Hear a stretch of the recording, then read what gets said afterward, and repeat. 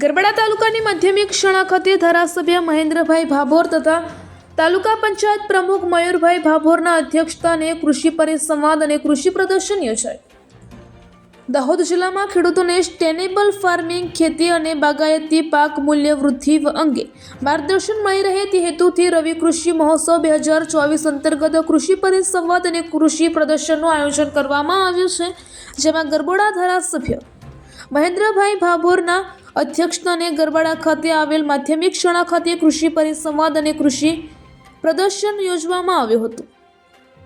આ પ્રસંગે ઉપસ્થિત સૌ કૃષિ વૈજ્ઞાનિકોએ રવિ પાકો વિશે વૈજ્ઞાનિક પદ્ધતિનું માર્ગદર્શન અને જાણકારી આપી હતી। આ ઉપરાંત પ્રાકૃતિક ખેતી વિશેની પણ જાણકારી આપવામાં આવી હતી। એ સાથે ઉપસ્થિત રહેલ પ્રાકૃતિક ખેતી અપનાવતા પ્રગતિશીલ ખેડૂતોએ પ્રાકૃતિક ખેતી અપનાવ્યા પછીના પોતાના અનુભવો રજૂ કર્યા હતા।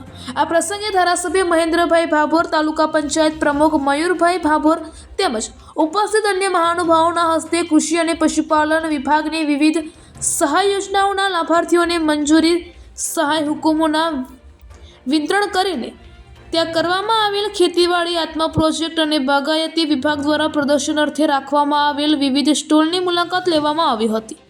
અહેવાલ માંજુભાઈ બારિયા, દાહોદ જિલ્લા બ્યુરો ચીફ।